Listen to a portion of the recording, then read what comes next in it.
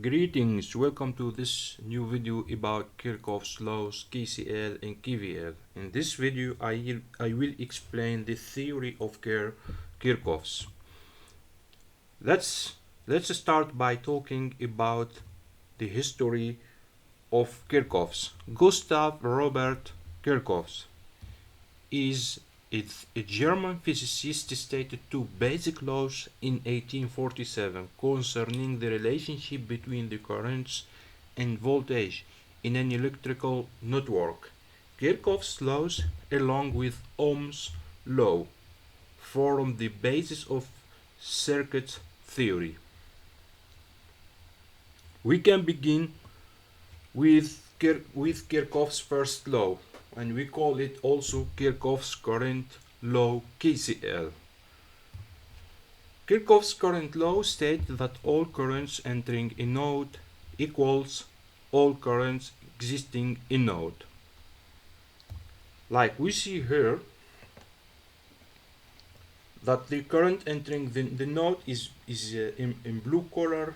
We see here the gray color and the blue and the black color entering the node is equal to the current leaving the node, which in this picture here is in green color. Mathematically, we can express it as the sum of all currents in a node is equal to 0. That means I1 plus I2 plus I3 plus IN is equal to 0, where the current entering a node is positive plus I, and the current leaving a node is negative I. This graph represents Kirchhoff's current law, KCL, which stated the total current flowing into a node. Here, that's the blue and the gray, is equal to the current flowing out of the node, and that's here is the green color.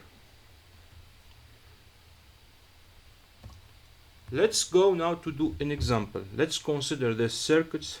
The question now is to find I1 and I2 using KCL.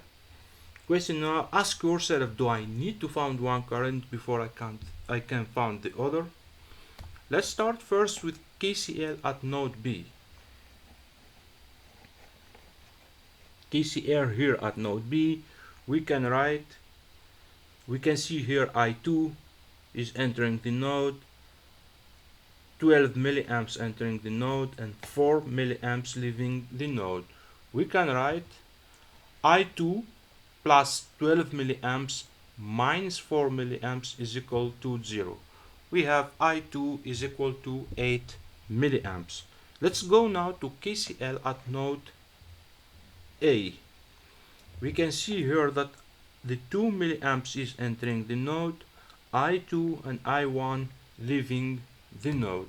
We can write negative I1 minus I2 plus 2 milliamps is equal to 0. That means negative I1 minus 8 milliamps plus 2 milliamps is equal to 0. Finally, we obtain I1 is equal to negative 6 milliamps. Let's go now to Kirchhoff's second law, or Kirchhoff's voltage law, KVL. Kirchhoff's voltage law states that all voltage drops must equal all voltage raises in a closed loop. Like we see here, the voltage raises, that's the V1, and the voltage drops, that's V2, V3, and V4. Mathematically, we can express it as the sum of all voltage in a closed loop is equal to 0. That means V1 plus V2 plus V3 plus V3 plus etc. Vn is equal to 0. Like we see here, that V1, that's here voltage raise, is equal to V2 plus V3 plus V4. Let's take this because it's very important to know. We can see here by voltage source the current go from minus to positive. Here we have voltage raise. I always use for voltage raise negative V. For voltage drop I used always plus V, and here we have a voltage drop by a resistor, we have also plus V. You can use here, for example, for voltage raise plus V, here for voltage drop here minus V, and here for voltage drop minus V. You will have always the same. Let's go now for an example. Let's consider this electric circuit. The question now is to find VAB, the voltage here between A and B, using KVL. First we need to find the current around the loop. Let's start by applying KVL. Starting from B, we can write here 15 volt plus 3 multiplied by I plus 1 multiplied by I minus 6 plus 3 plus 2 plus 3 multiplied by I plus 2 multiplied by I.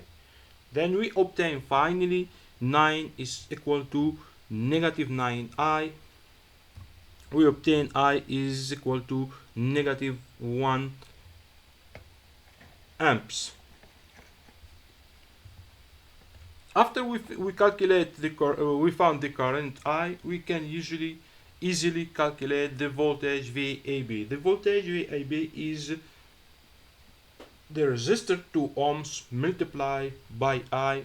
Finally, we obtain VAB is negative